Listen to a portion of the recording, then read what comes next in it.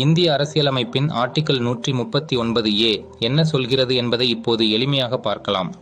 சில வழக்குகளை மாற்றும் உச்சநீதிமன்றத்தின் அதிகாரம் பற்றி பேசுகிறது.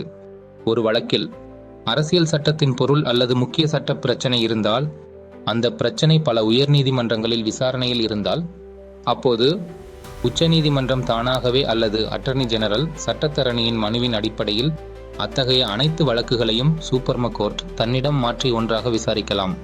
உச்சநீதிமன்றம் ஒரு உயர்நீதிமன்றத்தில் நடக்கும் வழக்கை மற்றொரு உயர்நீதிமன்றத்திற்கும் மாற்ற முடியும். உதாரணம், ஒரு வரி சட்டம் அரசியல் சட்டத்திற்கு எதிராக உள்ளது என்று தமிழ்நாடு, கேரளா, மகாராஷ்டிரா ஆகிய மாநிலங்களில் 3 உயர்நீதிமன்றங்களில் வழக்குகள் நடக்கின்றன என புரிந்து கொள்ளுங்கள்.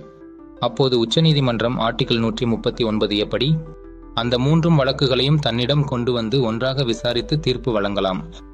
இறுதியாக 139A உச்சநீதிமன்றம் ஒரே சட்ட பிரச்சனை பல உயர்நீதிமன்றங்களில் இருந்தால் அத்தனை வழக்குகளையும் ஒன்றாக சேர்த்து விசாரிக்கலாம் அல்லது ஒரு வழக்கை ஒரு உயர்நீதிமன்றத்திலிருந்து மற்றொன்றுக்கு மாற்றலாம் என்று சொல்கிறது. Like, comment, share and subscribe for other articles of Indian Constitution. சட்ட தேர்வுகளுக்கு படிக்க லா ஃப்ரெண்ட் சாட் பதிவிறக்குங்க. ஈஸி ஆயிடும். lawfriendchat.in